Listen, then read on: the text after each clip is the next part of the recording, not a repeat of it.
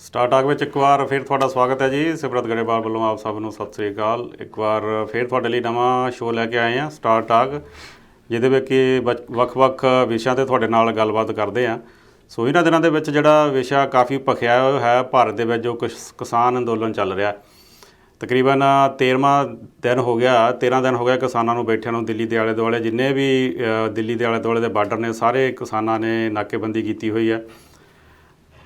ਲੰਘੇ ਦਿਨ ਜਿਹੜਾ ਭਾਰਤ ਬੰਦ ਦਾ ਸੱਦਾ ਦਿੱਤਾ ਗਿਆ ਸੀ, ਅਤੇ ਉਸੇ ਦਿਨ ਹੀ ਸ਼ਾਮ ਨੂੰ ਜਿਹੜੇ ਅਮਿਤ ਸ਼ਾਹ ਨੇ ਭਾਰਤ ਦੇ ਵਿੱਤ ਮੰਤਰੀ, ਮਾਫ ਕਰਨਾ ਗ੍ਰਹਿ ਮੰਤਰੀ, ਉਹਨਾਂ ਦੇ ਨਾਲ ਗੱਲਬਾਤ ਸੀ। ਸੋ ਜਿਹੜੀ ਨਵੀਂ ਡਿਵੈਲਪਮੈਂਟ ਇਹ ਹੋਈ ਹੈ ਵੀ ਕਿਸਾਨਾਂ ਦੇ ਨਾਲ ਜੋ ਗੱਲਬਾਤ ਸੀ ਉਹ ਬੇਸਿੱਟਾ ਰਹੀ ਹੈ। ਅਤੇ ਜਿਹੜੇ ਗ੍ਰਹਿ ਮੰਤਰੀ ਨੇ ਉਹਨਾਂ ਨੇ ਇਹ ਕਿਹਾ ਵੀ ਬਿੱਲ ਇਹ ਜਿਹੜੇ ਤਿੰਨੇ ਹੀ ਇਹ ਵਾਪਸ ਨਹੀਂ ਹੋਣੇ, ਇਹ ਕਾਨੂੰਨ ਜਿਹੜੇ ਬਣ ਚੁੱਕੇ ਨੇ ਇਹ ਵਾਪਸ ਨਹੀਂ ਹੋਣੇ। ਜੇ ਇਹਦੇ ਵਿੱਚ ਤੁਸੀਂ ਅਮੈਂਡਮੈਂਟ ਚਾਹੁੰਦੇ ਹੋ ਤਾਂ ਉਹ ਅਸੀਂ ਕਰ ਸਕਦੇ ਹਾਂ। ਸੋ ਇਸ ਸਾਰੇ ਵਿਸ਼ੇ 'ਤੇ ਗੱਲਬਾਤ ਕਰਾਂਗੇ, ਚਰਚਾ ਕਰਾਂਗੇ। ਅੱਜ ਸਟੂਡੀਓ ਵਿੱਚ ਮੇਰੇ ਨਾਲ ਹਾਜ਼ਰ ਨੇ ਹਰਕੀਰਤ ਜੀ। ਹਰਕੀਰਤ ਜੀ, ਤੁਹਾਡਾ ਸਵਾਗਤ ਹੈ ਜੀ। ਥੈਂਕ ਯੂ ਸਿਮਰਤ ਜੀ। ਜਿਵੇਂ ਕਿ ਹਰਕੀਰਤ ਜੀ, ਤੁਸੀਂ ਵੀ ਜਦੋਂ ਤੋਂ ਇਹ ਸਾਰਾ ਅੰਦੋਲਨ ਚੱਲ ਰਿਹਾ ਭਾਰਤ ਦੇ ਵਿੱਚ, ਤੁਸੀਂ ਵੀ ਉਹਦੇ 'ਤੇ ਕਾਫੀ ਜਿਹੜੀ ਘੋਖ ਰੱਖਦੇ ਹੋ, ਨਿਗਾਹ ਰੱਖਦੇ ਹੋ। ਜਿਹੜੀ ਹੁਣ ਨਵੀਂ ਡਿਵੈਲਪਮੈਂਟ ਹੈ, ਪਹਿਲਾਂ ਤਾਂ ਇਹਦੇ ਬਾਰੇ ਤੁਸੀਂ ਆਪਣੇ ਵਿਚਾਰ ਦਿਓ ਵੀ ਜਿਹੜੀ ਇਹ ਕਿਸਾਨਾਂ ਦੀ ਤਾਂ ਜਿਹੜੇ ਗ੍ਰਹਿ ਮੰਤਰੀ ਉਹਨਾਂ ਦੀ ਜਿਹੜੀ ਮੀਟਿੰਗ ਹੈ ਬੇਸਿੱਟਾ ਰਹੀ ਹੈ। ਸਿਮਰਤ ਜੀ, ਪਹਿਲਾਂ ਤਾਂ ਮੈਨੂੰ ਇਹ ਸਾਰੇ ਜਿਹੜਾ ਸਿਨੈਰੀਓ ਦਾ, ਜੇ ਆਪਾਂ ਦਾ ਬੈਕਗਰਾਊਂਡ ਗੱਲ ਕਰੀਏ, ਹਾਂਜੀ, ਅਤੇ ਤੁਸੀਂ ਹਮੇਸ਼ਾ ਕਹਿੰਦੇ ਹੋ ਕਿ ਮੈਂ ਬੈਕਗਰਾਊਂਡ ਕਿਉਂ ਗੱਲ ਕਰਨਾ ਚਾਹੁੰਦਾ, ਕਿਉਂਕਿ ਕੋਈ ਵੀ ਜਦ ਜੋ ਅੱਜ ਚੀਜ਼ ਹੈਪਨ ਹੋ ਰਹੀ ਹੈ, ਕੋਈ ਚੀਜ਼ ਅੱਜ ਆਪਾਂ ਪ੍ਰਤੱਖ ਰੂਪ ਦੇਖਣ 'ਚ ਨਜ਼ਰ ਆਉਂਦੀ ਹੈ, ਉਹਦੇ ਬੈਕਗਰਾਊਂਡਰ ਹੁੰਦੇ ਨੇ, ਉਹ ਕਿਉਂ ਹੋ ਰਹੀ ਹੈ। ਠੀਕ ਹੈ ਨਾ। ਸੋ ਮੈਨੂੰ ਲੱਗਦਾ ਕਿ ਇਹ ਬਹੁਤ ਹੀ ਨੈਗੇਟਿਵ ਜਿਹੜਾ ਇੰਪੈਕਟ ਹੈ ਉਹ ਇੰਡੀਅਨ ਗਵਰਨਮੈਂਟ ਦਾ ਹੈ। ਬਿਕੋਜ਼ ਜੇ ਉਹਨਾਂ ਨੂੰ ਇਹੀ ਕਹਿਣਾ ਸੀ ਕਿ ਠੀਕ ਹੈ ਜੀ ਵੀ ਇਹ 'ਤੇ ਕੋਈ ਚੇਂਜਸ ਨਹੀਂ ਹੋਣਗੀਆਂ, ਤਾਂ ਉਹ ਪਹਿਲਾਂ ਹੀ ਕਹਿ ਸਕਦੇ ਸੀ ਵੀ ਉਹ ਅਸੀਂ ਨਹੀਂ ਕਰਨਾ। ਫਿਰ ਉਹਨੂੰ ਬੁਲਾ ਕੇ ਡਿਸਕਸ਼ਨ ਕਿਸ ਚੀਜ਼ ਦੀ ਗੱਲ ਹੈ, ਫਿਰ ਤਾਂ ਡਿਸਕਸ਼ਨ ਨੂੰ ਕੋਈ ਵਿੱਥ ਨਹੀਂ ਹੈ। ਦੇਖੋ, ਜਦ ਆਪਾਂ ਕਿਸੇ ਨਾਲ ਕੋਈ ਚੀਜ਼ ਡਿਸਕਸ ਬਹਿ ਕੇ ਟੇਬਲ 'ਤੇ ਬਹਿ ਕੇ ਗੱਲ ਕਰਨਾ ਚਾਹੁੰਦੇ ਹਾਂ, ਤਾਂ ਅਸੀਂ 2 ਕਦਮ ਅਸੀਂ ਅੱਗੇ ਵੱਧਦੇ ਹਾਂ, 2 ਕਦਮ ਉਹ ਅੱਗੇ ਵੱਧਦੇ ਨੇ, ਜਾਂ ਅਸੀਂ ਵਾਈਸਾ ਵਰਸਾ, ਅਤੇ ਆਪਾਂ ਡਿਸਕਸ ਕਰਦੇ ਹਾਂ ਵੀ ਕਿਹੜੇ ਪੁਆਇੰਟਸ ਤੁਹਾਡੇ ਹੱਕ ਦੇ ਨੇ, ਕਿਹੜੇ ਪੁਆਇੰਟਸ ਗਵਰਨਮੈਂਟ ਦੇ ਹੱਕ ਦੇ ਨੇ, ਕਿਹੜੇ ਪੁਆਇੰਟਸ ਸਾਨੂੰ ਚਾਹੀਦੇ ਨੇ ਕਿ ਪੋਜ਼ੀਟਿਵ ਨੇ, ਕਿਹੜੇ ਨੈਗੇਟਿਵ ਨੇ, ਕਿਹੜੇ ਸਾਨੂੰ ਲੱਗਦਾ ਕਿ ਤੇ ਅਸੀਂ ਤੇ ਕੰਪਰੋਮਾਈਜ਼ ਕਰ ਸਕਦੇ ਹਾਂ। ਸੋ ਉਹ ਸਾਰੀ ਚੀਜ਼ ਡਿਸਕਸ ਜਿਹੜੇ ਮਾਹਿਰਾਂ ਦੇ ਨਾਲ ਬੈਠ ਕੇ ਕੀਤੀ ਜਾਂਦੀ ਹੈ। ਫਿਰ ਉਹ ਮਾਹਿਰ ਜੋ ਇਹਦੇ 'ਚ ਡਿਸੀਜ਼ਨ ਲੈਂਦੇ ਨੇ, ਸੋ ਐਜ਼ ਅ ਟੀਮ ਜੋ ਮਾਹਿਰ ਲੈਂਦੇ ਨੇ, ਫਿਰ ਉਹਦਾ ਉਹ ਪੋਲੀਟੀਕਲ ਜਿਹੜਾ ਉਹਨੂੰ ਡਿਸੀਜ਼ਨ ਲੈ ਕੇ, ਰਿਜ਼ਲਟ ਲੈ ਕੇ, ਉਹਦਾ ਜੋ ਸਿੱਟਾ ਨਿਕਲਦਾ ਹੈਗਾ ਉਹ ਆਪਾਂ ਸਾਂਝਾ ਕਰਦੇ ਹਾਂ। ਉਹਦੇ ਵਿੱਚ ਇਹ ਹੁੰਦਾ ਹੈ ਕਿ ਫਿਰ ਜਿਹੜੇ ਦੋਨੋਂ ਪਾਰਟੀਆਂ ਨੂੰ ਜਿਹੜੀ ਚੀਜ਼ ਜਿਹੜਾ ਰਿਜ਼ਲਟ ਆਉਂਦਾ ਹੈਗਾ ਉਹ ਐਕਸੈਪਟਡ ਹੋਣਾ ਚਾਹੀਦਾ। Then you come to certain settle, ਕਿਸੇ ਕਨਕਲੂਜਨ 'ਤੇ ਆ ਸਕਦੇ। ਬਿਲਕੁਲ। ਅੱਛਾ, ਇੱਕ ਹਰਕੀਰਤ ਜੀ, ਇਹਦੇ ਵਿੱਚ ਇੱਕ ਹੋਰ ਜਿਹੜੀ ਚੀਜ਼ ਵੱਡੀ ਦੇਖਣ ਨੂੰ ਇਹ ਮਿਲੀ ਹੈ ਵੀ ਜਿਹੜੀ ਗ੍ਰਹਿ ਮੰਤਰੀ ਉਹਨਾਂ ਦੇ ਨਾਲ ਮੀਟਿੰਗ ਹੋਈ ਹੈ, ਉਹ ਜਿੰਨੀਆਂ ਵੀ ਕਿਸਾਨ ਜਥੇਬੰਦੀਆਂ ਇਸ ਅੰਦੋਲਨ ਦੇ ਵਿੱਚ ਸ਼ਾਮਲ ਨੇ, ਉਹਨਾਂ ਨੂੰ ਤਕਰੀਬਨ ਅੱਧੀਆਂ ਜਿਹੜੀਆਂ ਜਥੇਬੰਦੀਆਂ ਨੂੰ ਉੱਥੇ ਸੱਦਿਆ ਗਿਆ, ਉਹਨਾਂ ਦੇ ਨੁਮਾਇੰਦਿਆਂ ਨੂੰ, ਅਤੇ ਉਹਨਾਂ ਦੇ ਨਾਲ ਮੀਟਿੰਗ ਕੀਤੀ ਗਈ ਹੈ। ਸੋ ਖਬਰਾਂ ਇਹ ਵੀ ਬਾਹਰ ਆ ਰਹੀਆਂ ਵੀ ਜਿਨ੍ਹਾਂ ਨੂੰ ਨਹੀਂ ਸੱਦਿਆ ਗਿਆ ਉਹਨਾਂ ਦੇ ਵਿੱਚ ਹੁਣ ਰੋਸ ਦੇਖਿਆ ਜਾ ਰਿਹਾ, ਅਤੇ ਉਹ ਇਹ ਕਹਿ ਰਹੇ ਨੇ ਵੀ ਜਿਹੜੇ ਗਏ ਨੇ ਉੱਥੇ ਉਹਨਾਂ ਨੂੰ ਨਹੀਂ ਸੀ ਜਾਣਾ ਚਾਹੀਦਾ। ਸੋ ਹੁਣ ਉਸ ਤੋਂ ਬਾਅਦ ਦੇਖ ਲਓ ਵੀ ਜੋ ਹੁਣ ਸਿੱਟਾ ਨਿਕਲਿਆ ਆ, ਅਤੇ ਉਹ ਬੇਸਿੱਟਾ ਨਿਕਲੀ ਹੈ ਸਾਰੀ ਮੀਟਿੰਗ। ਸਮਝ ਜੀ, ਜਦ ਇਹ ਚੀਜ਼ ਉਹਨਾਂ ਨੂੰ ਬੁਲਾਇਆ ਗਿਆ ਸੀ, ਸ਼ਾਇਦ ਮੈਂ ਤੁਹਾਨੂੰ ਉਸੇ ਟਾਈਮ ਇਹ ਗੱਲ ਦੱਸ ਦਿੱਤੀ ਗਈ ਸੀ ਕਿ ਜੇ ਉਹ ਕਿਸਾਨ ਜਥੇਬੰਦੀਆਂ ਜਿਨ੍ਹਾਂ ਨੂੰ ਬੁਲਾਇਆ ਗਿਆ ਹੈ ਉਹ ਜਾਣਗੀਆਂ ਤਾਂ ਉਹ ਉਹਨਾਂ ਵਾਸਤੇ ਅੱਛਾ ਨਹੀਂ ਹੋਏਗਾ। ਕਿਉਂਕਿ ਡੈਫੀਨੇਟਲੀ ਜੇ ਤੁਸੀਂ ਇੱਕ ਐਜ਼ ਅ ਟੀਮ ਬਣ ਕੇ ਗਏ ਹੋ ਉੱਥੇ, ਜੇ 40 ਜਥੇਬੰਦੀਆਂ ਹੈ ਨੇ, ਤਾਂ ਉਹਨਾਂ ਤੋਂ ਇੱਕ ਰਿਪਰੈਜ਼ੈਂਟੇਟਿਵ ਜਿਹੜਾ ਹੈ ਸੀ ਉਹ ਨਾਲ ਜ਼ਰੂਰ ਜਾਣਾ ਚਾਹੀਦਾ ਸੀ। ਸਭ ਤੋਂ ਵੱਡੀ ਗੱਲ ਤਾਂ ਇੱਕ ਇਹ ਹੈ ਕਿ ਜਦ ਆਪਾਂ ਕੋਈ ਚੀਜ਼, ਇੱਕ ਅੰਦੋਲਨ ਕਰਦੇ ਹਾਂ, ਕੋਈ ਚੀਜ਼ ਆਪਾਂ ਪ੍ਰੋਟੈਸਟ ਕਰਦੇ ਹਾਂ, ਤਾਂ ਉਹਦੇ ਸਾਨੂੰ ਲੀਡਰ ਜਿਹੜੇ ਹੈ ਨੇ ਉਹ ਚੁਣਨੇ ਚਾਹੀਦੇ ਨੇ। ਸੋ ਜੇ ਉਹ 40 ਆਪਾਂ ਜਥੇਬੰਦੀਆਂ ਦੀ ਗੱਲ ਕਰਦੇ ਹਾਂ, ਜੇ 40 ਹੀ ਆਪਾਂ ਲੀਡਰ ਲੈ ਕੇ ਜਾਵਾਂਗੇ ਤਾਂ ਕਦੇ ਵੀ ਆਉਣ ਵਾਲੇ ਟਾਈਮ ਦੇ ਵਿੱਚ ਵੀ ਇਹ ਇੱਕ ਸਲਾਹ ਹੋ ਕੇ ਇਹਦਾ ਕੋਈ ਵੀ ਕੰਕਰੀਟ ਕਨਕਲੂਜਨ ਨਹੀਂ ਨਿਕਲੇਗਾ। ਇਹ ਮੇਰੇ ਖਿਆਲ ਆਪਾਂ ਪਹਿਲੇ ਵਾਲੇ ਜਿਹੜੇ ਸ਼ੋਜ਼ ਦੇ ਵਿੱਚ ਵੀ ਗੱਲ ਕਰਦੇ ਰਹੇ ਹਾਂ ਵੀ ਕੋਈ ਨਾ ਕੋਈ ਇਸ ਤਰ੍ਹਾਂ ਦੀ ਜਿਹੜੀ ਲੀਡਰਸ਼ਿਪ ਹੋਣੀ ਚਾਹੀਦੀ ਮੋਹਰਲੀ ਕਤਾਰ ਦੀ, ਜਿਹੜੇ ਕਿ ਉੱਥੇ ਜਾ ਕੇ ਪ੍ਰਭਾਵੀ ਤੌਰ 'ਤੇ ਗੱਲ ਕਰ ਸਕਣ।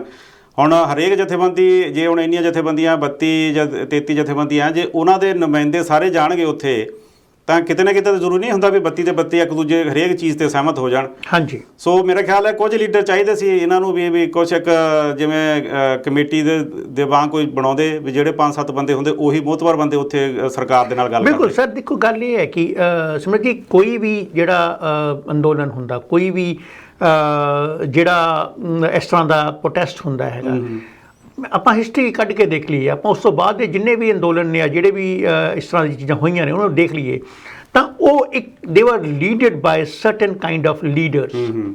ਉਹ ਲੀਡਰ ਹੋਏ ਨੇ ਜਿਨ੍ਹਾਂ ਨੂੰ ਉਸ ਫੀਲਡ ਦੇ ਵਿੱਚ ਐਕਸਪੀਰੀਅੰਸ ਸੀ, ਉਸ ਫੀਲਡ ਦੇ ਵਿੱਚ ਉਹਨਾਂ ਦਾ ਰੁਤਬਾ ਸੀ, ਉਸ ਫੀਲਡ ਦੇ ਵਿੱਚ ਉਹਨਾਂ ਦੀ ਜੋ ਸਮਝ ਸੀ ਉਹ ਬਾਕੀ ਲੋਕਾਂ ਨਾਲੋਂ ਬਹੁਤ ਜ਼ਿਆਦਾ ਸੀ। ਹੁਣ ਜੇ ਆਪਾਂ ਗੱਲ ਕਰੀਏ ਕਿ 32 ਜਥੇਬੰਦੀਆਂ ਹੈ ਨੇ, ਹੁਣ ਉਹਨਾਂ ਨੂੰ ਖੁਦ ਬੈਠ ਕੇ ਸਲਾਹ ਕਰਨੀ ਚਾਹੀਦੀ ਸੀ ਕਿ ਜਿਹੜੇ ਉਹਨਾਂ ਦੇ ਪੜ੍ਹੇ ਲਿਖੇ ਜਾਂ ਸਮਝਦਾਰ ਲੀਡਰ ਹੈ ਨੇ, ਉਹਨਾਂ ਨੂੰ ਉਹ 10 ਚੋਂ 10 ਚੁਣਦੇ, ਫਿਰ 5 ਚੁਣਦੇ, 5 ਇੱਕੋ ਜਿਹੜੇ ਸਭ ਨੂੰ ਰਿਪਰੈਜ਼ੈਂਟ ਕਰਦੇ, ਜਿਹੜੇ ਸਭ ਦੀ ਬੁਲੰਦ ਆਵਾਜ਼ ਬਣ ਕੇ ਜਾਂਦੇ। ਔਰ ਦੂਸਰੀ ਗੱਲ ਇਹ ਹੈ ਕਿ ਉਹ ਜਾਣ ਤੋਂ ਪਹਿਲਾਂ ਉਹਨਾਂ ਨੂੰ ਆਪਣੀ ਸਟੱਡੀ ਕਰਕੇ ਆਪਣੇ ਸਾਰੇ ਪੁਆਇੰਟਸ ਬਣਾ ਕੇ ਉਹ ਪੁਆਇੰਟਸ। ਹੋਰ ਵੀ ਗੱਲ ਹੈ, ਮੈਂ ਤੁਹਾਨੂੰ ਹਮੇਸ਼ਾ ਗੱਲ ਕਹਿਣਾ ਹੁੰਦਾ ਇੱਕ ਚੀਜ਼ ਨੂੰ, ਜਦ ਅਸੀਂ ਜਨਤਾ ਨੂੰ ਨਾਲ ਲੈ ਕੇ ਤੁਰਾਂਗੇ ਨਾ ਤਾਂ ਅਸੀਂ ਹਮੇਸ਼ਾ ਕਾਮਯਾਬ ਹੋਵਾਂਗੇ।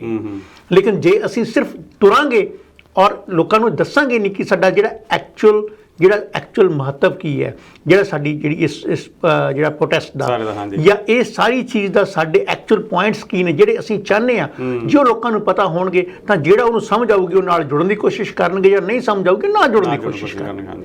ਲੇਕਿਨ ਹੁਣ ਇੱਥੇ ਕੀ ਹੈ, ਤੁਸੀਂ ਸਮਝ ਦੇਖ ਲਓ, ਇੱਥੇ ਈਵਨ ਆਪਾਂ ਕੈਨੇਡਾ, ਨਾਰਥ ਅਮਰੀਕਾ, ਬਾਕੀ ਸਭ ਜਗ੍ਹਾ ਜਿਹੜੇ ਗੱਲ ਕਰਦੇ ਹੈਗੇ ਆ, ਉੱਥੇ ਪ੍ਰੋਟੈਸਟ ਹੋਏ ਨੇ, ਉੱਥੇ ਰੈਲੀਆਂ ਹੋਈਆਂ ਨੇ। ਕਿਸੇ ਨੂੰ ਇਹ ਪੁੱਛ ਕੇ ਦੇਖਿਆ ਹੈ ਕਿ ਤੁਹਾਨੂੰ ਜਿਹੜੇ 18 ਪੇਜ ਨੇ, ਉਹ 18 ਪੇਜਾਂ ਦੇ ਜਿਹੜੇ 3 ਜਿਹੜੇ ਕਿ ਕਾਨੂੰਨ ਨੇ, ਉਹਨਾਂ ਨੂੰ ਪੜ੍ਹਿਆ ਤੁਸੀਂ ਉਹਦੇ ਖਿਲਾਫ ਆਪਾਂ ਕਰਨ ਲੱਗੇ, ਸਭ ਤੋਂ ਪਹਿਲਾਂ ਸਾਨੂੰ ਇਹ ਪਤਾ ਹੋਣਾ ਚਾਹੀਦਾ ਵੀ ਕਿਸ ਚੀਜ਼ ਦੇ ਖਿਲਾਫ ਲੜ ਰਹੇ ਹਾਂ। ਜੇ ਸਾਨੂੰ ਪਤਾ ਹੋਏਗਾ ਜਿਹੜੀ ਸਾਡੀ ਲੜਾਈ ਹੋਏਗੀ ਉਹ ਘੱਟੋ ਘੱਟ 10 ਗੁਣਾ ਸਟਰੋਂਗ ਹੋ ਜਾਏਗੀ, ਅਸੀਂ ਆਪਣੀ ਗੱਲ ਨੂੰ 10 ਗੁਣਾ ਅੱਛੇ ਤਰੀਕੇ ਨਾਲ ਪ੍ਰੈਜ਼ੈਂਟ ਕਰ ਪਾਵਾਂਗੇ। ਮੇਰੇ ਖਿਆਲ ਜਿਹੜੇ ਜਿੰਨੀਆਂ ਵੀ ਜਥੇਬੰਦੀਆਂ ਜਿਹੜੇ ਉਹਨਾਂ ਦੇ ਬਹੁਤ ਭਰਿਆ, ਉਹਨਾਂ ਨੇ ਤਾਂ ਮੇਰੇ ਖਿਆਲ ਪੂਰੇ ਜਿਹੜੇ ਕਾਨੂੰਨ ਪੜ੍ਹੇ ਨੇ, ਤਾਂ ਹੀ ਜਦੋਂ ਪਿਛਲੀ ਵਾਰੀ ਵੀ ਜਿਹੜੇ ਭਾਰਤ ਦੇ ਖੇਤੀ ਮੰਤਰੀ ਨੇ ਜਾਂ ਹੋਰ ਜਿਹੜੇ ਮੰਤਰੀ ਸੀ ਉਹਨਾਂ ਦੇ ਨਾਲ ਮੀਟਿੰਗ ਹੋਈ ਹੈ, ਉਹਨਾਂ ਦੇ ਵਿੱਚ ਉਹਨਾਂ ਨੇ ਜਿਹੜੇ ਨੁਕਤੇ ਦਿੱਤੇ ਸੀਗੇ ਵੀ ਆਹ ਜਿਹੜੀਆਂ ਚੀਜ਼ਾਂ ਅਸੀਂ ਨਹੀਂ ਚਾਹੁੰਦੇ ਇਹਨਾਂ ਕਾਨੂੰਨਾਂ ਦੇ ਵਿੱਚ ਨਾ ਹੋਣ। ਸੋ ਮੇਰੇ ਖਿਆਲ ਉਹਨਾਂ ਨੇ ਵੀ ਆਪਣਾ ਪੂਰਾ ਜਿਹੜਾ ਹੋਮਵਰਕ ਤਾਂ ਕੀਤਾ ਹੋਇਆ ਸੀ, ਪਰ ਹੁਣ ਜਿਵੇਂ ਕਿ ਗ੍ਰਹਿ ਮੰਤਰੀ ਨੂੰ ਕਹਤੇ ਵੀ ਕਾਨੂੰਨ ਤਾਂ ਅਸੀਂ ਵਾਪਸ ਲੈਣੇ ਨਹੀਂ, ਪਰ ਅਸੀਂ ਅਮੈਂਡਮੈਂਟ ਕਰ ਸਕਦੇ ਹਾਂ। ਤੁਹਾਡੇ ਹਿਸਾਬ ਦੇ ਨਾਲ ਇਹਦਾ ਕੀ ਅਗਲੇ ਦਿਨਾਂ ਦੇ ਵਿੱਚ ਕੀ ਹੋਣਗੇ ਇਹਦੇ ਨਤੀਜੇ? ਦੇਖੋ ਸਮਝ ਜੀ, ਸਭ ਤੋਂ ਪਹਿਲੀ ਗੱਲ ਤਾਂ ਇਹ ਹੈ ਕਿ ਆਪਾਂ ਕਿਸੇ ਵੀ ਗੱਲ 'ਤੇ ਆਪਾਂ ਐਡਮੈਂਟ ਹੋ ਜਾਂਦੇ ਹਾਂ ਨਾ ਜਦ, ਤਾਂ ਅਸੀਂ ਟੇਬਲ 'ਤੇ ਬੰਦੇ ਨੂੰ ਬੁਲਾ ਕੇ ਬੈਠ ਕੇ ਗੱਲ ਕਰਨ ਵਾਸਤੇ ਬੁਲਾਇਆ। ਹੁਣ ਹਜ਼ਾਰਾਂ ਲੱਖਾਂ ਲੋਕ ਉੱਥੇ ਬੈਠੇ ਨੇ, ਸਾਰੀ ਵਰਲਡ ਦੇ ਵਿੱਚ ਉਹਨਾਂ ਦੀ ਸਪੋਰਟ ਦੇ ਵਿੱਚ ਲੋਕ ਆਏ ਹੋਏ ਨੇ। ਹਾਂਜੀ। ਔਰ ਇੰਡੀਆ ਦੇ ਵਿੱਚ ਕਿੰਨੇ ਬਾਕੀ ਲੋਕ ਨੇ ਜਿਹੜੇ ਆਮ ਜਨਤਾ, ਜਿਹੜੇ ਜਾਂ ਹੋਰ ਕਿਸੇ ਤਰ੍ਹਾਂ ਦੇ ਵੀ ਅਲੱਗ-ਅਲੱਗ ਪ੍ਰੋਫੈਸ਼ਨਲਸ ਜਿਹੜੇ ਹੈ ਨੇ, ਉਹ ਵੀ ਉਹਨਾਂ ਨੂੰ ਸਪੋਰਟ ਵਿੱਚ ਆਏ ਨੇ, ਚਾਹੇ ਉਹ ਸਿੰਗਰਸ ਨੇ ਜਾਂ ਹੋਰ ਨੇ ਜਾਂ ਜੋ ਵੀ ਹੈ। ਲੇਕਿਨ ਕਿ ਜੇ ਅਸੀਂ ਸਾਡੇ ਕੋਲ ਵਿੱਥ ਹੀ ਨਹੀਂ ਹੈਗੀ ਹੈ ਉਸ ਨੂੰ ਫਾਈਟ ਕਰਨ ਦੀ, ਤਾਂ ਫਿਰ ਸਾਡਾ ਜਾਣ ਦਾ ਉਸ ਚੀਜ਼ ਦਾ ਫਾਇਦਾ ਕੀ ਹੈ? ਠੀਕ ਹੈ ਨਾ। ਔਰ ਇੱਥੇ ਸਰਕਾਰ ਨੂੰ ਕਿਤੇ ਨਾ ਕਿਤੇ ਚਾਹੀਦਾ ਕਿ ਜੇ ਅਸੀਂ ਉਹਨਾਂ ਨੂੰ ਬੁਲਾਇਆ ਹੈ ਕਿ ਤਾਂ ਜ਼ਰੂਰ ਅਸੀਂ ਉਹਨਾਂ ਦੀ ਗੱਲ ਸੁਣੀਏ, ਔਰ ਕੋਈ ਵਿਚਾਰਲਾ ਰਸਤਾ ਕੱਢੀਏ ਜਿਹਦੇ ਨਾਲ ਉਹਨਾਂ ਦਾ ਫਾਇਦਾ ਵੀ ਹੋਵੇ ਔਰ ਉਹਨਾਂ ਨੂੰ ਨੁਕਸਾਨ ਜਿਹੜਾ ਅੱਜ ਹੋ ਰਿਹਾ ਉਹ ਨਾ ਹੋਵੇ। ਹਾਂਜੀ, ਕਿਉਂਕਿ ਜੋ ਅੱਜ ਦੀ ਸਥਿਤੀ ਬਣੀ ਹੋਈ ਹੈ ਉਹ ਹੈ ਵੀ ਕਿਉਂਕਿ ਕਿਸਾਨ ਇਸ ਚੀਜ਼ ਜਿਹੜੇ ਹੋਏ ਨੇ ਵੀ ਤਿੰਨੇ ਦੇ ਤਿੰਨੇ ਜਿਹੜੇ ਕਾਨੂੰਨ ਨੇ ਜਿਹੜੀ ਸਰਕਾਰ ਵਾਪਸ ਲਵੇ। ਸਰਕਾਰ ਇਹ ਕਹਿ ਰਹੀ ਹੈ ਵੀ ਅਸੀਂ ਕਾਨੂੰਨ ਵਾਪਸ ਨਹੀਂ ਲੈਣੇ, ਅਮੈਂਡਮੈਂਟ ਪਹਿਲਾਂ ਤਾਂ ਵੈਸੇ ਅਮੈਂਡਮੈਂਟ ਲਈ ਵੀ ਤਿਆਰ ਨਹੀਂ ਸੀਗੇ, ਪਰ ਹੁਣ ਅਮੈਂਡਮੈਂਟ ਕਰਨ ਲਈ ਤਿਆਰ ਆ ਵੀ ਅਸੀਂ ਇਹਦੇ ਵਿੱਚ ਸੋਧਾਂ ਕਰ ਸਕਦੇ, ਉਹ ਤੁਸੀਂ ਦੱਸੋ, ਪਰ ਕਾਨੂੰਨ ਅਸੀਂ ਵਾਪਸ ਨਹੀਂ ਲੈਣੇ। ਪਰ ਸਰ ਸਭ ਤੋਂ ਪਹਿਲਾਂ ਗੱਲ ਇਹ ਹੈ ਕਿ ਕਾਨੂੰਨ ਵਾਪਸ ਕਿਉਂ ਨਹੀਂ ਲੈਣੇ? ਜਿਹੜਾ ਲੋਕਾਂ ਲਈ ਉਹ ਕਾਨੂੰਨ ਬਣਾਏ ਆ, ਜੇ ਉਹ ਨਹੀਂ ਚਾਹੁੰਦੇ ਵੀ ਸਰਕਾਰ ਨੂੰ ਕੀ ਇਹੋ ਜਿਹੀ ਚੀਜ਼ ਪਈ ਹੈ, ਕੀ ਇੰਨਾ ਪ੍ਰੈਸ਼ਰ ਹੈ, ਕਿੱਥੋਂ ਪ੍ਰੈਸ਼ਰ ਹੈ, ਕਿਉਂ ਹੈ, ਇਹ ਬੜਾ ਕੁਐਸਚਨ ਬਣ ਜਾਂਦਾ ਹੈ। ਕਿ ਜੋ ਚੀਜ਼ ਜੇ ਕਿਸੇ ਦੇ ਅਸੀਂ ਕਹਿੰਦੇ ਹਾਂ ਕਿ ਤੁਹਾਡੇ ਇਹ ਫਾਇਦੇ ਦੀ ਚੀਜ਼ ਹੈ, ਤਾਂ ਉਹਨੂੰ ਬੈਠ ਕੇ ਸਮਝਾਇਆ ਕਿਉਂ ਨਹੀਂ ਜਾ ਸਕਦਾ ਕਿ ਇਹ ਸਾਰੇ ਕਿਸਾਨ ਜਥੇਬੰਦੀਆਂ ਜਾਂ ਸਾਰੀ ਆਮ ਜਨਤਾ ਇੰਨੀ ਮੰਦਬੁੱਧੀ ਹੈ ਕਿ ਉਹਨੂੰ ਇਹ ਸਮਝ ਨਹੀਂ ਆ ਰਿਹਾ ਕਿ ਸਾਡੇ ਇਹ ਫਾਇਦੇ ਦੀ ਚੀਜ਼ ਹੈ। ਜੇ ਉਹਨਾਂ ਨੂੰ ਲੱਗਦਾ ਹੈ ਕਿ ਸਾਡੇ ਫਾਇਦੇ ਦੀ ਨਹੀਂ ਚੀਜ਼ ਹੈ, ਤਾਂ ਇਟ ਇਜ਼ ਨਾਟ ਮੈਂਡੇਟਰੀ ਕਿ ਤੁਸੀਂ ਉਹ ਕਾਨੂੰਨ ਲਾਗੂ ਹੀ ਕਰਨਾ ਹੈ। ਹਾਂਜੀ, ਬਿਲਕੁਲ ਜ਼ਬਰਦਸਤੀ ਤੁਸੀਂ ਥੋਪਣਾ ਉਹਨਾਂ ਦੇ। ਔਰ ਦੂਸਰੀ ਗੱਲ ਇਹ ਹੈ ਕਿ ਜੇ ਉਹ ਥੋਪਣਾ ਹੈ ਤਾਂ ਤੁਸੀਂ ਉਹਨੂੰ ਰੀਜ਼ਨਿੰਗ ਕਰਕੇ ਦੱਸੋ, ਉਹਨੂੰ ਰੈਸ਼ਨਲਾਈਜ਼ ਕਰੋ ਕਿ no this is good for you. ਤਾਂ ਆਈ ਡੋਂਟ ਥਿੰਕ ਸੋ ਕਿ ਕੋਈ ਨਾ ਕੋਈ ਬੰਦਾ ਨਹੀਂ ਸਮਝੇਗਾ ਕਿ ਸਾਡੇ ਵਾਸਤੇ ਇਹ ਚੀਜ਼ ਬਿਹਤਰ ਨਹੀਂ ਹੈ। ਨਾਲੇ ਹੈਰੀ ਜੀ, ਇਹ ਹੋਰ ਚੀਜ਼ ਹੈ, ਹੁਣ ਜਿਹੜਾ ਇਹ ਮੁੱਦਾ ਇੰਟਰਨੈਸ਼ਨਲ ਸੁਰਖੀਆਂ ਬਣ ਚੁੱਕੀਆਂ ਨੇ, ਵੱਖ-ਵੱਖ ਦੇਸ਼ਾਂ ਦੇ ਜਿਹੜੇ ਚੁਣੇ ਹੋਏ ਨੁਮਾਇੰਦੇ ਨੇ, ਉਹਨਾਂ ਨੇ ਇਹਦੇ ਵਿਰੋਧ ਦੇ ਵਿੱਚ ਸਰਕਾਰ, ਜਿਹੜੀ ਭਾਰਤ ਦੀ ਸਰਕਾਰ ਦੇ ਵਿਰੋਧ ਦੇ ਵਿੱਚ ਜਿਹੜੇ ਮਤੇ ਪਾਸ ਕੀਤੇ ਨੇ, ਹੁਣ ਪਿਛਲੇ ਦਿਨਾਂ ਦੇ ਵਿੱਚ ਇੰਗਲੈਂਡ ਦੇ ਵਿੱਚ ਵੀ ਜਿਹੜੇ ਉੱਥੇ ਦੇ MP ਨੇ ਤਕਰੀਬਨ 15-20 MPs ਨਾਲ ਸੀ, ਉਹਨਾਂ ਨੇ ਉਹ ਲੈਟਰ ਭੇਜਿਆ ਵੀ ਜੋ ਇੰਡੀਆ ਦੀ ਗੌਰਮੈਂਟ ਕਰ ਰਹੀ ਹੈ ਗਲਤ ਕਰ ਰਹੀ ਹੈ, ਜਿਹੜੇ ਕਿਸਾਨਾਂ ਦੇ ਨਾਲ ਬਹਿ ਕੇ ਗੱਲਬਾਤ ਕਰਨੀ ਚਾਹੀਦੀ ਹੈ। ਇਸੇ ਤਰ੍ਹਾਂ ਹੀ ਆਪਣੇ ਇੱਥੇ ਕੈਨੇਡਾ ਦੇ ਵਿੱਚ ਇਸੇ ਤਰ੍ਹਾਂ ਹੀ ਹੋਇਆ, ਅਮਰੀਕਾ ਦੇ ਵਿੱਚ, ਹੋਰ ਕਈ ਦੇਸ਼ਾਂ ਦੇ ਵਿੱਚ ਹੋਇਆ। ਸੋ ਅਗਰ ਸਰਕਾਰ ਨੂੰ, ਭਾਰਤ ਦੀ ਸਰਕਾਰ ਨੂੰ ਜਦ ਸਾਰਾ ਕੁਝ ਦੇਖ ਰਹੇ, ਉਹ ਸਾਰਾ ਕੁਝ ਹੋ ਰਿਹਾ, ਉਹਨਾਂ ਕੋਲ ਜਿਹੜੀ ਇੰਟੈਲੀਜੈਂਸ ਪਹੁੰਚ ਰਹੀ ਹੈ, ਜੇ ਇਹਨੇ ਦੇ ਬਾਵਜੂਦ ਵੀ ਕਿਤੇ ਨਾ ਕਿਤੇ ਤਾਂ ਕੋਈ ਗੱਲ ਲੱਗਦੀ ਹੈ ਨਾ ਵੀ ਸਰਕਾਰ ਕਿਉਂ ਹੁਣ ਮੈਨੂੰ ਉੱਤੇ ਅੜੀ ਹੋਈ ਹੈ। ਦੇਖੋ, ਪਹਿਲਾਂ ਮੈਂ ਸੋਚਦਾ ਸੀ ਵੀ ਸ਼ਾਇਦ ਇਹਦੇ 'ਚ ਕੋਈ ਹੋਰ ਗੱਲ ਹੋਏਗੀ, ਪਰ ਮੈਨੂੰ ਹੁਣ ਸਰਕਾਰ ਦੀ ਮਨਸ਼ਾ ਦੇ ਉੱਪਰ ਸ਼ੱਕ ਹੁੰਦਾ ਕਿ ਕਿਤੇ ਨਾ ਕਿਤੇ ਕੋਈ ਨਾ ਕੋਈ ਉਹਦਾ ਪਰਸਨਲ ਇੰਟਰਸਟ ਹੈ ਉਹਦੇ 'ਚ, ਤਾਂ ਹੀ ਉਹ ਇੰਨਾ ਜ਼ਿਆਦਾ ਐਡਮੈਂਟ ਹੈ ਨੇ। ਅਦਰਵਾਈਜ਼ ਕੋਈ ਵੀ ਜਿਹੜੀ ਸਰਕਾਰ ਹੁੰਦੀ ਹੈ ਉਹ ਆਪਣੀ ਜਨਤਾ ਦੇ ਖਿਲਾਫ ਜਾ ਕੇ ਤਾਂ ਕਦੇ ਕੁਝ ਨਹੀਂ ਕਰੇਗੀ ਨਾ।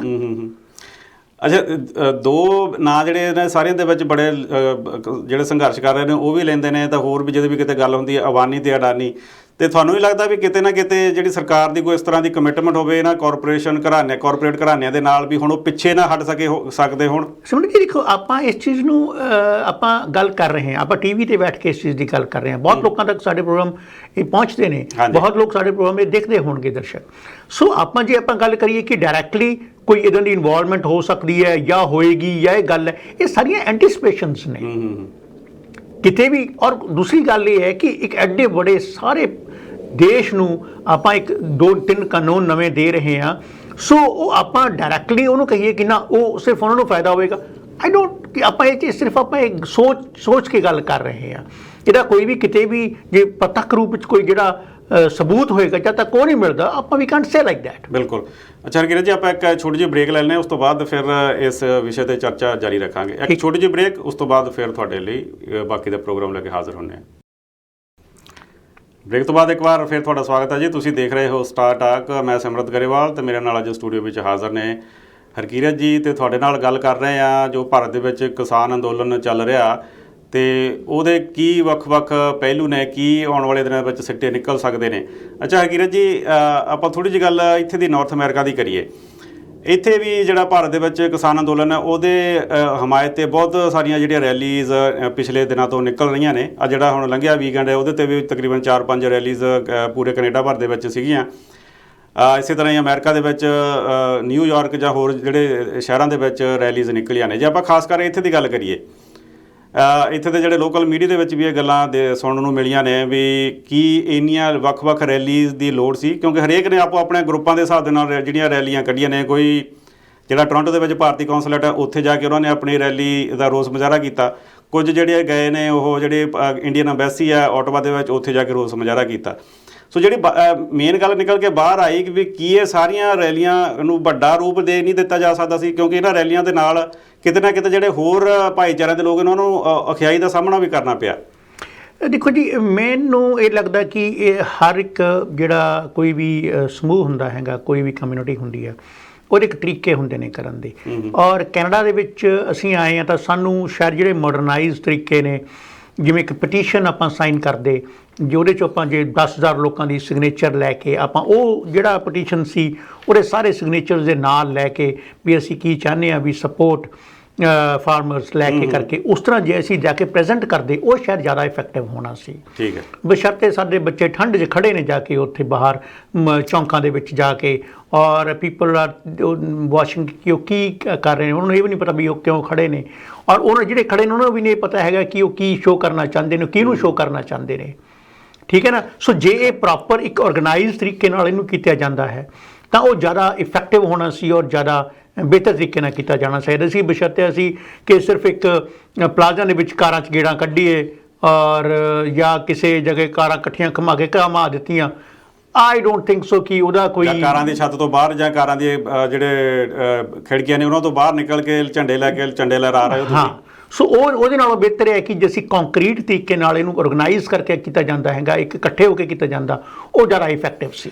ਨਾਲੇ ਦੂਸਰੀ ਗੱਲ ਜਿਹੜੀ ਹਰਕਿਰਤ ਜੀ ਇਹਨਾਂ ਕੁਝ ਰੈਲੀਆਂ ਵਿੱਚ ਦੇਖਣ ਨੂੰ ਮਿਲੀ ਹੈ, ਉਹਦੇ ਵਿੱਚ ਇਹ ਦੇਖਣ ਨੂੰ ਮਿਲੀ ਹੈ ਵੀ ਕਈ ਜਗ੍ਹਾ 'ਤੇ ਜਿਹੜੇ ਖਾਲਿਸਤਾਨ ਪੱਖੀ ਨਾਅਰੇ ਇਹਦੇ ਵਿੱਚ ਲਾਏ ਗਏ।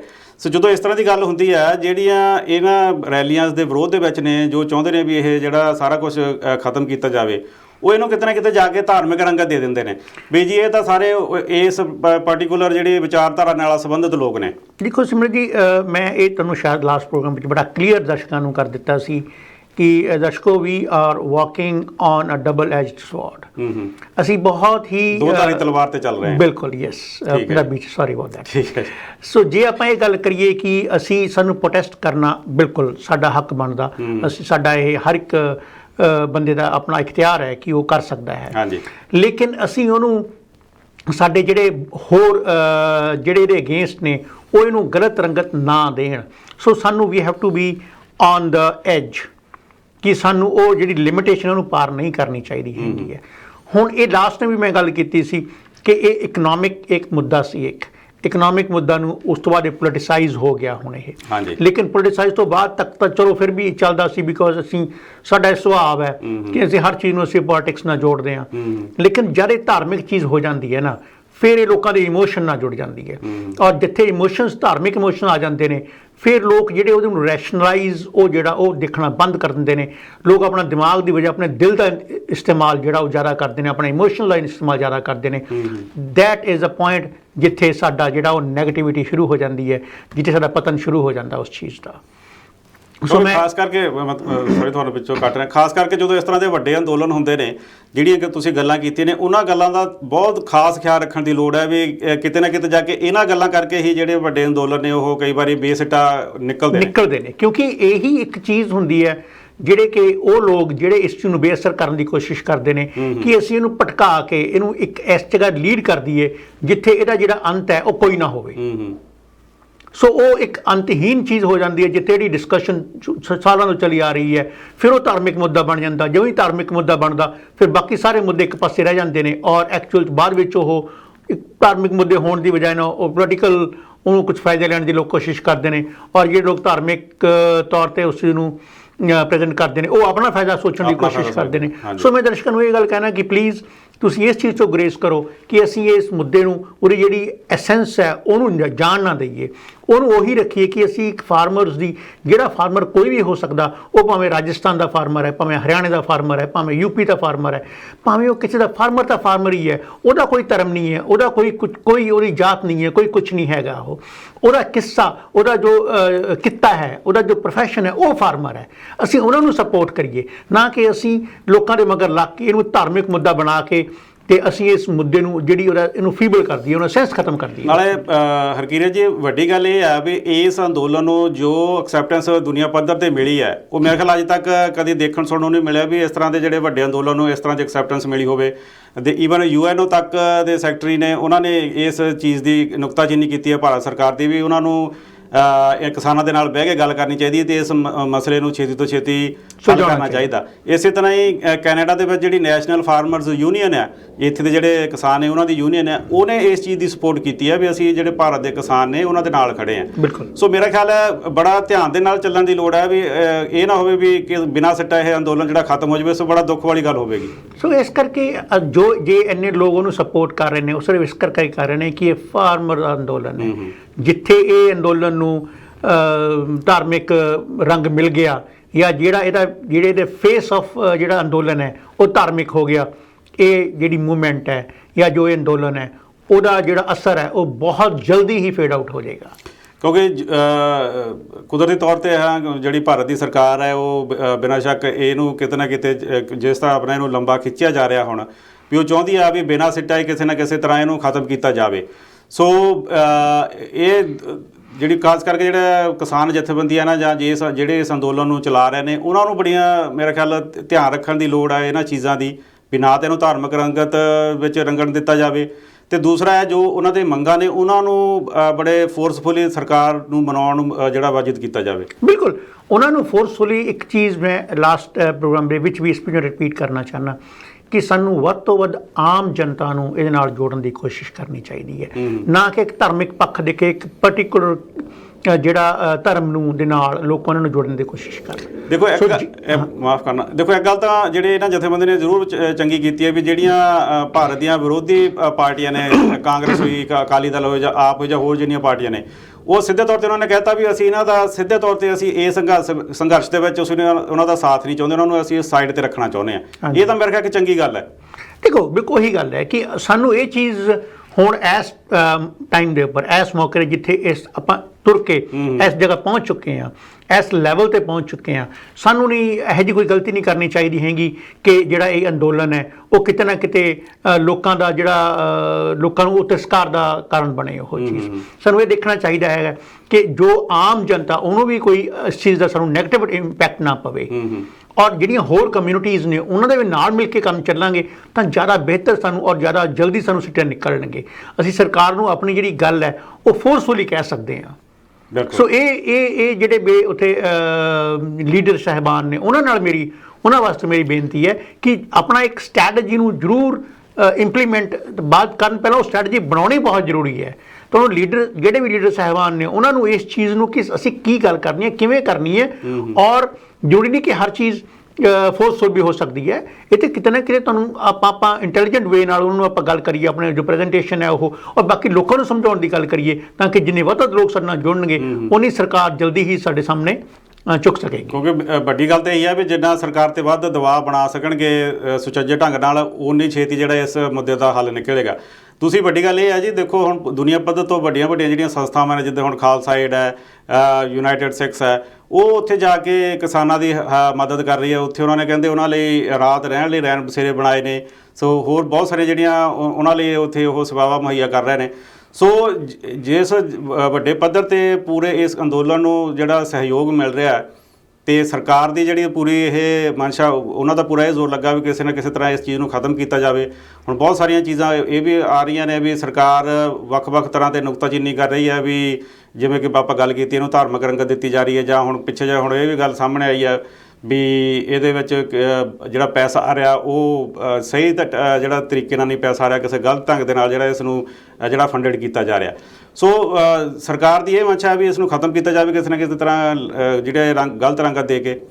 ਸੋ ਤੁਸੀਂ ਕੀ ਸਮਝਦੇ ਹੋ? ਦੇਖੋ ਸਰਕਾਰ, ਪਹਿਲੀ ਗੱਲ ਤਾਂ ਇਹ ਹੈ ਕਿ ਸਰਕਾਰ ਖਤਮ ਜੇ ਕਰਨਾ ਚਾਹੁੰਦੀ ਹੈ ਤਾਂ ਉਹਨਾਂ ਨੂੰ ਉੱਥੇ ਇੰਨੀ ਦੂਰੋਂ ਚੱਲ ਕੇ ਆਏ ਨੇ, ਸਰਕਾਰ ਦੇ ਨਾਲ ਉਹ ਟੇਬਲ 'ਤੇ ਉਹਨਾਂ ਨੂੰ ਬੁਲਾਉਣ, ਟੇਬਲ 'ਤੇ ਬੈਠਣ ਔਰ ਉਹ ਕੀ ਵਿਚਾਰ ਦਾ ਰਸਤਾ ਕੱਢਣ। ਮੈਂ ਇਹ ਮੰਨ ਹੀ ਨਹੀਂ ਸਕਦਾ ਹੈ, ਕਦੇ ਵੀ ਨਹੀਂ, ਕੋਈ ਵੀ ਨਹੀਂ ਇਸ ਗੱਲ ਨੂੰ ਮੰਨਣ ਨੂੰ ਤਿਆਰ ਨਹੀਂ ਹੋਏਗਾ।